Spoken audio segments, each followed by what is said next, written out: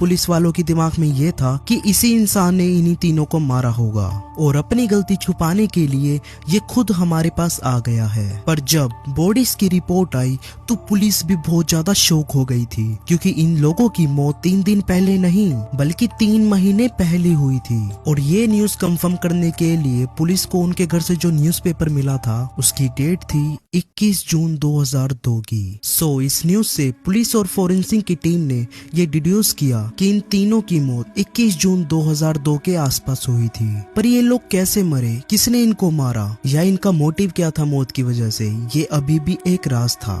Reports में ये था कि इन लोगों ने पॉइजन लेकर अपने आप को मार दिया है। इसका मतलब बेसिकली ये लोग अपनी मर्जी से ही मरे थे। पर जब पुलिस ने पूरा घर छाना था तो उनको इनके बेडरूम के पास से एक फिनाइल की बोतल मिली थी और साथ में पुलिस को इस घर में तंत्र मंत्र और काला जादू जैसी चीजें भी मिली थी। कहा जाता है कि जहां इनका रूम था उसके ठीक नीचे वाले फ्लोर में खून और मांस के टुकड़े ऐसे बिखरे हुए रहते थे। लोगों के दिमाग में डिफरेंट टाइप की स्टोरीज है इस घर को लेकर। पर इतनी सारी गाड़ियां और एम्बुलेंस देखकर आसपास के लोग पुलिस वालों से क्वेश्चन पूछने लगे। पर किसी एक आदमी ने इन सभी लोगों को बता दिया कि अंदर ऐसे ऐसे हुआ था, कि ऐसे ऐसे 3 लोगों की मौत हो चुकी है। ये सुनने के बाद सभी लोग शॉक हो चुके थे और सभी लोग डरने लगे थे कि ऐसा हुआ तो हुआ कैसे, और ऐसा भला हो कैसे सकता है कि ये लोग 3 महीने पहले ही मर चुके थे। और जब पुलिस ने सभी आसपास वाले लोगों से पूछताछ की कि ये लोग क्या खाते थे,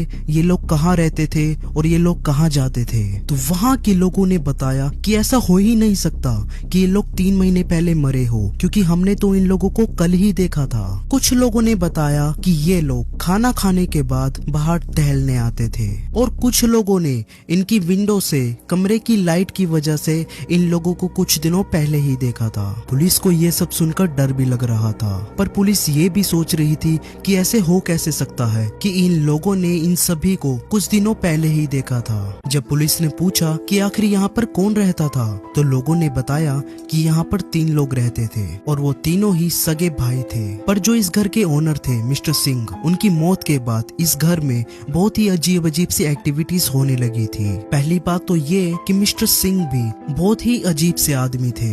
उनके घर में वो और उनका नौकर रहता था।